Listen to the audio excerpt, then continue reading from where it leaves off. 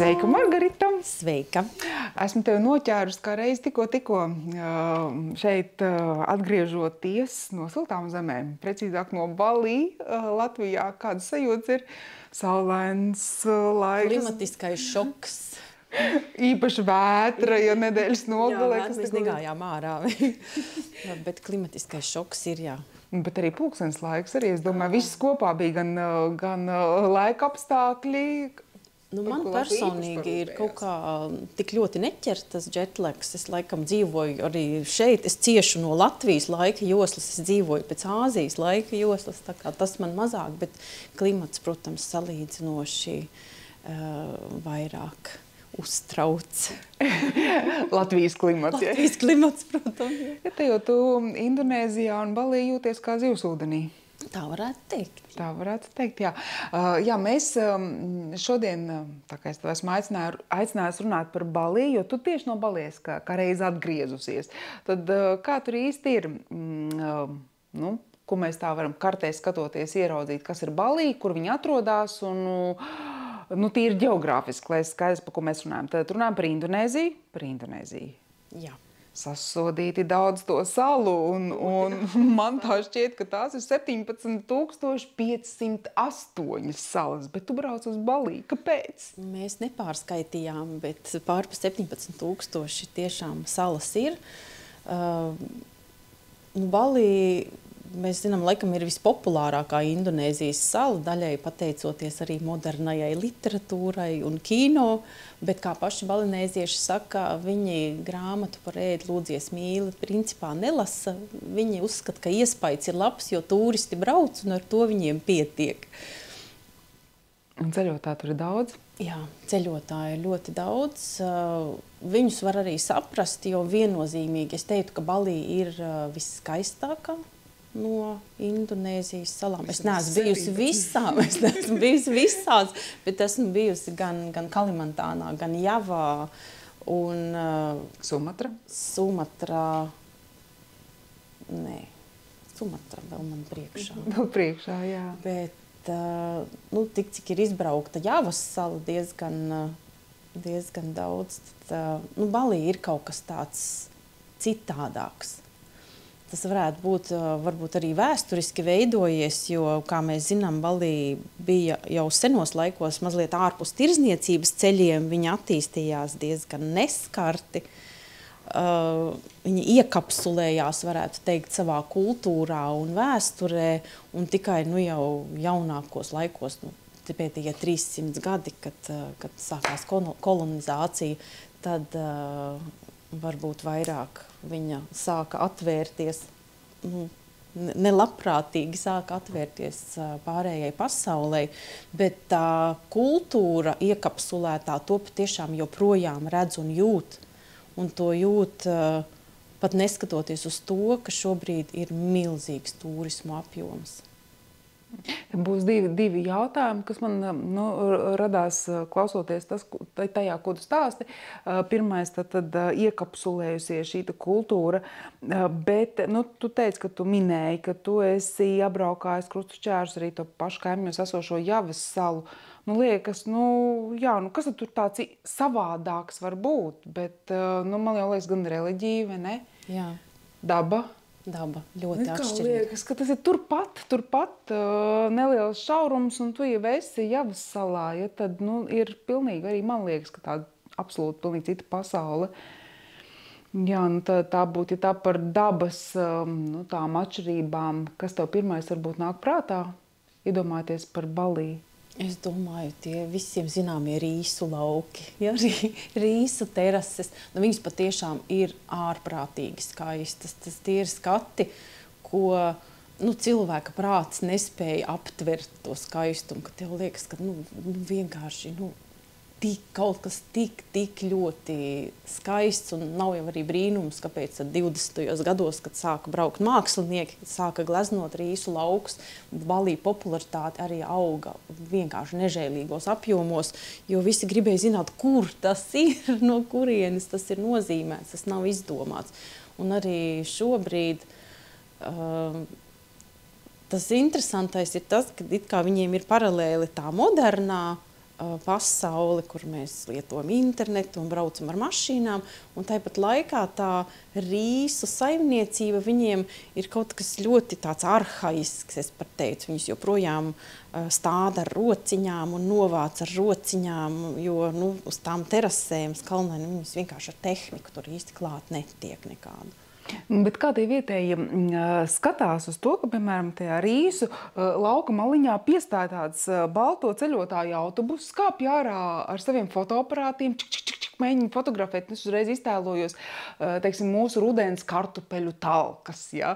Un tad iedomājies, mēs ar spainīšiem, ar pufaikām lasam kartupeļus, ja? Un tad pēkšņi, mūsu lauka malā piestājās Japāņu turisti, ja? Kas kāpj ārā un fotografē. Kā jūs tur nabadzīņi lasat tos kartupeļus. Kā vietējie balieši raugās uz to ārvalstu ceļotāju milzīgo interesi, kas skatās uz tām lietām, kas viņiem liekas, tā ir ikdiena, tā ir pilnīgi normāla parādība. Un vai arī nav tā, ka Eiropā, kā ir šobrīd novērots, ka ļoti daudzas vietas mēģina tikt vaļā no ceļotājiem, no turistu pārlieku lielās uzbāzības. Kā šeit šobrīd Balī sadzīvo ar mūsdienu milzīgo interesi, tā turistu ceļotāju interesi par šo salu, un šo savu tradicionālo dzīvesveidu? Es redzu tos vietējos iedzīvotājus, redzu pilnīgi arī prātam neaptveramu toleranci. Un uz to turismu daudzumu reaģē kā kurš, jo šeptmaņi ir visur. Ir vietējos tajos Rīsu laukos reti, mums vismaz tagad pēdējā brauciena laikā nācās sastapt, ja, tur varbūt vienkārši neietrāpījām, bet mēdz būt tā, ka pie Rīsu lauka ir uzraksts maksas foto, tik un tik tur $1 vai $2, ja, kur tad drīkst, pat ja tu pie tukša lauka esi apstājies, tev būs vai kauns fotografēt, vai tu arī iemetīs to naudiņu, vai arī ir jau speciālas vietas, kur var piestāties turistu autobusu, kur ir jau kafejnīca, kur ir jau suvenīru veikals, un tad pie reizes no tās apskates viņi arī sev kaut kādu nelielu labumu gūst. Jā, bet labi, Rīsu lauki, tas ir viena lieta, ja, kas nāk prātā uzreiz. Man, piemēram, pirmais, ja man pasaka vārdu Balī, liekas vulkāni. Vai sanāk vispār arī pastaigāt pa vulkānu krāteriem, ja ne, vispār tā ir vulkāniskas izcelsmes sala, vismaz man tā šķiet, ja tas tā kā parasti ar to ceļotājs neaizraujas? Nē, ir iespēja, viņiem ir pat speciālas tādas saulēkta džipu tūres, kur var braukt augšā tiešām uz vulkānu un var staigāt, bet tas nav parastajam ceļotājiem, un diezgan jāatzīst, ka lielākā daļa ceļotāju, kas brauc uz Balī, pēdējos gados brauc jau tikai Instagrama dēļ, ja, un to arī paši vietējie saka, ka viņiem ir mazliet bēdīgi, viņi ir ļoti pieklājīgi, tāpēc viņi saka mazliet bēdīgi. Tas, ka lielākā daļa turistu pēdējā laikā brauc vienkārši vai sērfot, vai ēst, vai tur kaut kā izklaidēties, ja, nakts dzīve, bet viņiem vairs neinteresē vietējā kultūra. Un tāpēc viņi ļoti augstu novērtē tos turistus, kas brauc tiešām vēl skatīties kultūru, skatīties, kādas ir tie viņu tempļi, kā uzzināt par viņu tradīcijām, vairāk iepazīt dabu, tai skaitā arī tiešām uzbraukt augšā uz to vulkānu, iemācīties, kā tur ciematiņi iedzīvotāji dzīvoja uz pulveru mucas. Tad viņiem bija jābēg, jo tas vulkāns izvirda, kā viņi pārcēlās, kāds tad viņiem tas dzīves gājums. Tāda iespēja ir, bet viņu izmanto diezgan reti, jo tas nozīmē arī, ka jāceļas ir 2-3 naktī, ja, ko nedarīs, protams, turists, kas brauc izklaidēties un dzīvot pa naktsklubiem. Un, ja ir cilvēks atbraucis arī tādā apskates ekskursijā, viņam varētu būt mazliet par lielu tas izaicinājums, ja pavadīt visu nakti pie vulkāna, un pēc tam, ja, tad tur ir jāplāno tas laiks, teorētiski to var izdarīt, bet kā jau visur Balī ir jārēķinās ar ļoti ilgiem braukšanas laikiem, jo, lai gan sala nav liela, viņiem ir daži galvenie ceļi, un visi pa viņiem brauc. Jā, par to lielumu taisnība sala tiešām izskatās, gan ja skatās globusā, pavisam maziņš punktiņš, un arī, ja paņem lupu rokās, arī krietni tāds jāpameklē, lai atrastu, kur tad īsti ir Balī. Ja mēs, man liekas, ka tur bija virs 5000 kvadrātkilometru apmēram liela tā saliņa, bet iedzīvotāju skaits tur arī grandios, man liekas, ka tur bija virs 4 miljoniem, man liekas, ja es nekļūdos. Bet iedomājies, kā tu saki, ja pāris tikai ceļi, tad un visiem noteiktā laikā pa tiem ceļiem jābrauc. Liekas, ka ārprāts, lai šķērsotu salu, kas ir varbūt tikai nedaudz virs 100 kilometri gara, tev jāpavada ir vairāk kā apmēram visu dienu, teiksim tā. Labi, mēs runājam par vulkāniem, bet ja tev būtu tagad jāsaka ceļotājam parastam, kurš plāno doties, ir nolūkojis, atradis globusā šo salu, plāno doties uz Balī, kas viņam tur būtu jāredz, lai viņš neizskatītos gluži tāds kā izklaides meklētājs, lai viņš neizskatītos arī pēc tāda laiskā pludmalē gulētāja. Kas ir tas, ko tu teiktu? Jā, noteikti esot Balī, darat, braucat, skatat. Tempļi? Tempļi noteikti. Tradicionālie ciemati, jo viņiem ir vēl daži tādi pavisam saglabājušies tie tradicionālie ciemati, kā viņi bija agrāk. Un tas ir ārkārtīgi interesanti paklausīties viņu pašu stāstus, kā tur katrai ēkai bija savs novietojums. Katra no ēkām ir novietot pret attiecīgu debesu pusi, katrai ēkai ir sava funkcionalitāte, un tā mājasaimniecība sastāv parasti no 4 ēkām aiz sētiņas, un to visu šobrīd vēl var redzēt. Bet vai nav tā, ka, teiksim, tas ceļotājs nemaz netiek ielaists tik viegli šajā ciemata dzīvē, sadzīvē? Tiek. Viņi tieši gaida ceļotājus. Viņiem katrā sētā ir savs suvenīru veikals. Viņi taisa tur kaut kādu vietējo lapu dzērienu, kuru arī mums ar eiropieša mēli nav viegli iedzert, bet pagaršot vajag. Bet tur var tikt iekšā. Ir tādi, kas ir tādi vairāk turistiski apmeklēti, tad ir tādi, kur ir jau netik daudz turistu, kas ir nost no tiem lielajiem turisma ceļiem, bet ir ārkārtīgi interesanti tur ieskatīties, un cilvēki arī tur kopi kaut kādus tradicionālos mākslas un amatniecības veidus. Ja? Tāpat ir batika, tur zīmēšana uz palmu lapām, kā viņi tur ar tādu speciālu dabas krāsiņu iekrāsoja, kā viņi dabū toņus, melnus, brūnus. To visu var redzēt, un tas viss tomēr dod tādu ieskatu, saprast to viņu kultūru, ja? Skatīties, kā viņi ir veidojusies, un viņi pie tā tik ļoti turās, jo šobrīd turisms pārņem Balī, un viņi mēģina, turoties pie tām savām tradicionālajām vērtībām, vienkārši mēģina palikt tādi, kā viņi ir, bet es domāju, ka viņiem šobrīd nav viegli. Tu minēji šīs te amatniecības lietas, tādas oriģinālas suvenīrus, kas ir, protams, klasiski ceļotājiem, tas ir nepieciešams, bez tā jau nevar iztikt. Un man nāk prātā, tad, kad es biju pirmoreiz Balī, un arī mūsu kolēģis Gits Sudijāna, ar kuru mēs darbojamies esot šajā salā, viņš piedāvāja tādu tūri uz Ubudu. Tad Ubuda ir pilsēta, kas ir izdaudzināta pasaulē ar savu amatniecību. Viņš saka Ubuda, un tur ir tāda tūre olē, olē. Un es nekādu nevarēju saprast, ko viņš domā ar to olē, olē, danči būs vai kā. Izrādās, nē, tas ir tieši par tādiem amatniecības suvenīru veikaliņiem, kur bija iespēja iepazīties gan ar koku apstrādi, gan, kā arī tu teici, batiku un tā tālāk. Bet atgriežoties pie tiem ciematiem, es nezinu, pirms kāda laika bija diezgan populāri, un arī te jāsaka, es nezinu, vai nu diemžēl paldies, vai paldies tai pašai grāmatai, kur tu jau pieminēji mūsu sarunas sākumā, Palm Reader vai hieromanti, vai zīlnieki, vai zintnieki.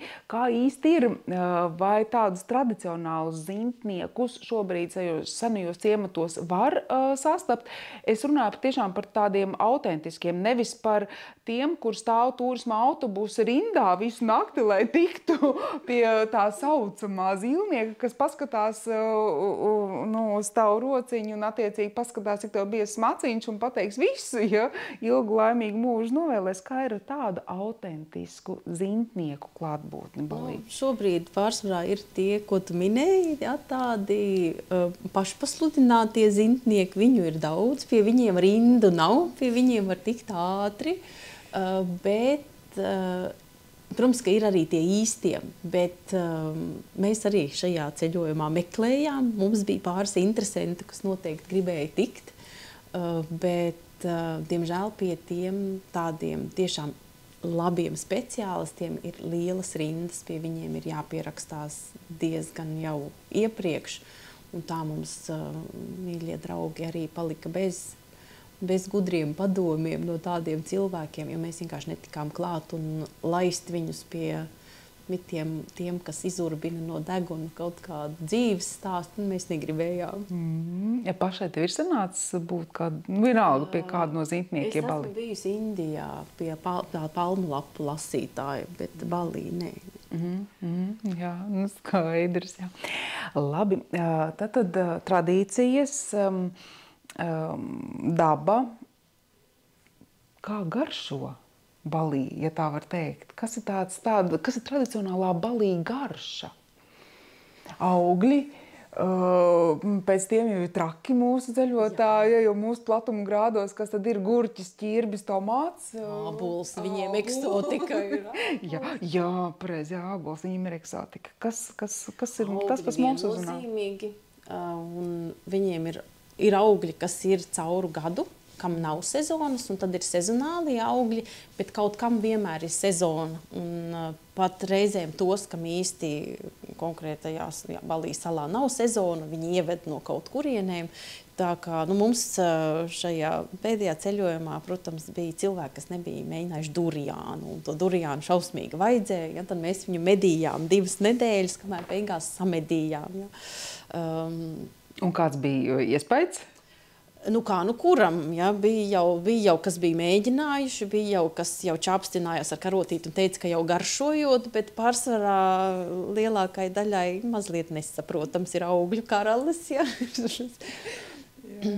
Un interesanti ir tas, ka tā viņu virtuvē ir salīdzinoši ļoti, ļoti vienkārša. Ja, pārsvarā vai nūdelītes vai rīsi, viņi ēd ļoti daudz gaļu, kas mūsu ceļotājiem bija milzīgs pārsteigums, ka dzīvojot uz salas, kur apkārt ir ūdens un kur noteikti dzīvo šausmīgi daudz, gan visādi jūras mošķīti un zīvis, ko varētu ēst. Viņi ēd ļoti daudz gaļu, tā kā latvietim saprotami daudz gaļu. Bet tagad ar turisma to ienākšanu, ir praktiski jebkāda virtuve. Visur gan var dabūt to indonēziešu virtuvi vai to vietējo malinēziešu virtuvi, bet viņa tā mazliet tiek nobīdīta maliņā, jo viss tiek pieskaņots turista vēderam. Un tad ir jāmeklē tādas mazās ieskrietuves, kur ietēst vietējie, kas nevienmēr ir droši, ja, jo var gadīties pārtraukt uz dažām dienām savu ceļojumu attiecīgu iemeslu dēļ. Jā, bet ja tā vietējā virtuve un tomēr nepārtrauc to ceļojumu, viņi ir asa, viņi ir tā kā indiešu karīs, kur ir diezgan daudz, jeb...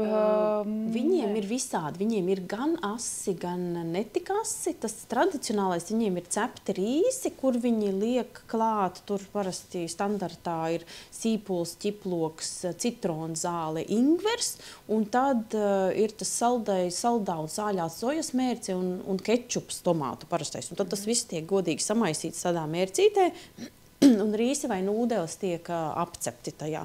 Un attiecīgi klāt liek vai dārzeņus vai gaļiņu, ko kurš grib.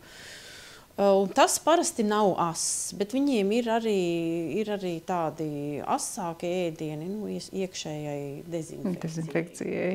Jā. Un kūkas ļoti garšīgas, bet tādas arī ārkārtīgi vienkāršas. Tur daudz ar kokosu, ar pandāna lapām, tāda pankūciņu, kur viņi tad ritina to kokosu iekšā. Priekš mums tāds pilnīgi nesaprotams, dīvains rullītis, bet arī visiem garšoja un atzina, ka šis ir labs, to varētu arī vest mājās. Bet kūka ir tāda, kas ir no rīta uztais, viņa ir jāpēd pāris stundu laikā. Un tad mēs mācījāmies, kā viņu taisīt. Jā, par tā saucamām cooking classes vai meistarklasēm. Ir sanācis arī piedalīties kādā meistarklasē gatavošanas?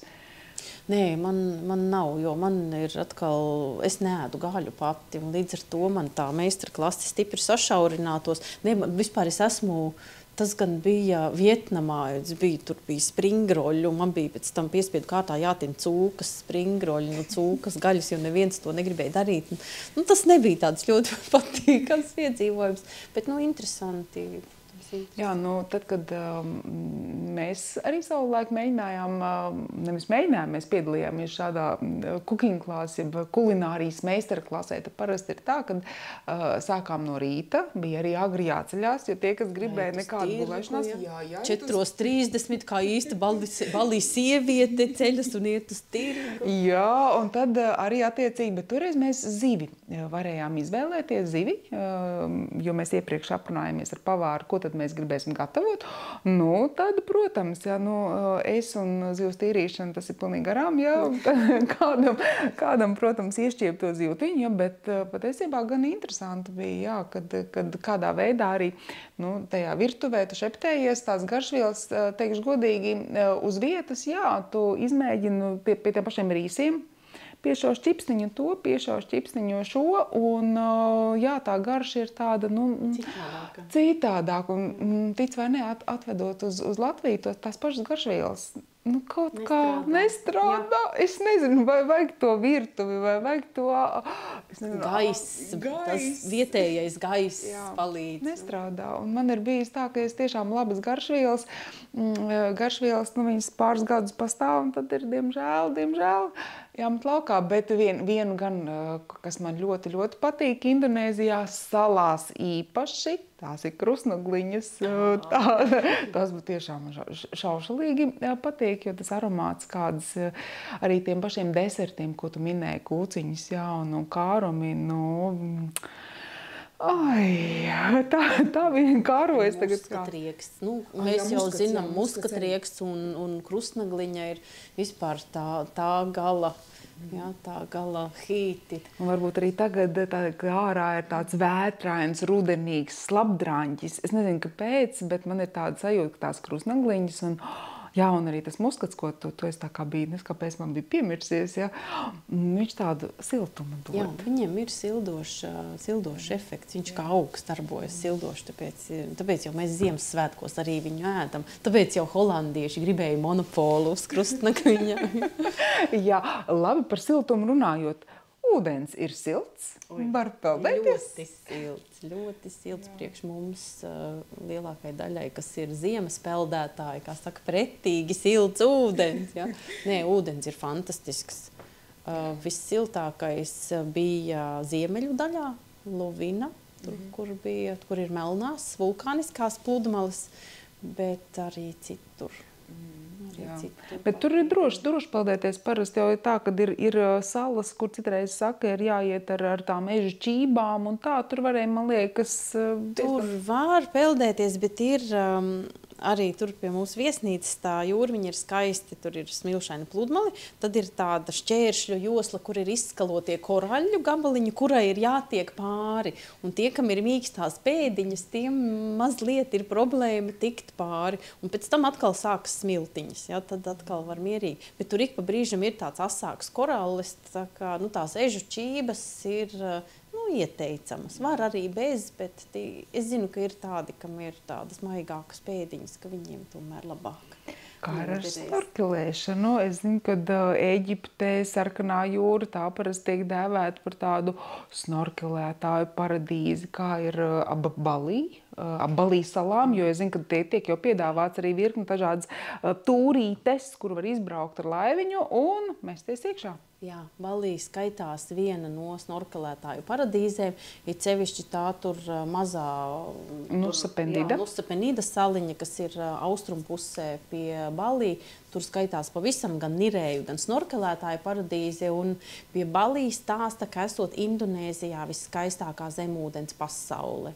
Tur ir speciāls snorkelēšanas piedāvājums ar tām mantarajām lielām. Ja? Nu, protams, ir 5% iespējami, ka rajas nenāks tieši tajā dienā, bet parasti viņas nāk, un tad ir daudz mazas krāsainas zivtiņas un silts ūdens. Un dzīve ir izdevusies. Pašai ir sanācis redzēt raju? Raju nē. Man mazās zivtiņas ķerās. Tev mazās ķerās. Nu jā, te jāsaka, tas gan nebija Balī, bet arī vienā fantastiskā pludmalē, Indonēzijas pludmalē arī bija, gribējās vienkārši pabradāties pa okeāna ūdeņiem, pa zeltaino smilšu pludmali, un tu ej, un pēkšņi tev burtiski blakus no smilts izlec ārā tāda plekste, teiksim, tā pēc tam tu saproti, ups, tā taču ir raja, jā, un viņi teica, ka viņi noteiktos periodos varbūt vairāk koncentrējas krastā. Jā, un te es tā domāju, jā, laikam tomēr tik bezatbildīgi un bezrūpīgi, tā vienkārši tikai tāpēc, ka ir skaista pludmale, zeltainas smiltīņas, nu, nevajadzētu brist tādās pārbaudītās vietās. Cik vispār droša ir Balī ceļotājiem?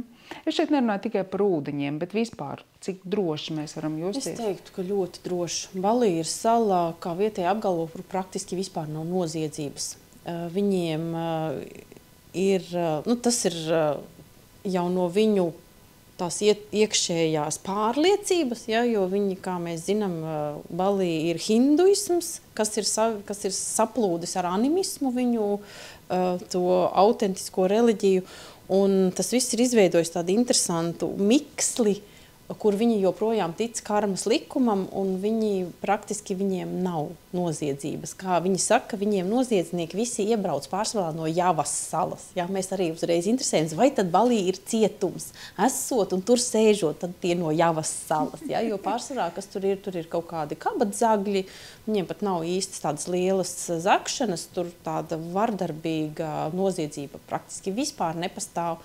Ka es teiktu, ka tā varbūt tāpēc arī tas turisms tur ir tik ļoti attīstījies, ka viņa ir superdroša, es pat gribētu teikt. Nu jā, tad jau jākravā tas čemodāns, jābrauc, jāskatās, jāatzīst gudīgi, ka es biju laikam Balī pirms kādiem gadiem 7, 8. Tīri interesanti apsīties, vai tur ir kas mainījies vai nē. Es domāju, ka noteikti tur ir mainījies, tur ir kļuvis mazliet turistiskās, bet interesanti ir tas, ka tiklīdz paiet nost no tiem turistu centriem, kaut vai mazliet arī pāris ielas nost no pludmales uzreiz ir autentiskā vietējā dzīve. Un tas ir tas, kas es ļoti priecājos, ka tas joprojām ir saglabājies. Ja, ka var paiet tur 3-4 kvartālus mazliet nost no turistiskām vietām un ir tā vietējā pilsētas dzīve. Ja, tur ir gan restorāniņi, gan mājiņas, gan tie viņu izdekorētie mājokļi, ja, vai tempļi. Un viss tas, ko viņi dara uz ielām, ja, sākot ar ēdiena gatavošanu, un beidzot ar pārdošanu un tusēšanos un tā tālāk. Labi, Margarita, paldies tev liels par sarunu. Paldies tev. Un tiekamies Balī. Tiekamies Balī. Kā līdzi dosies ceļš.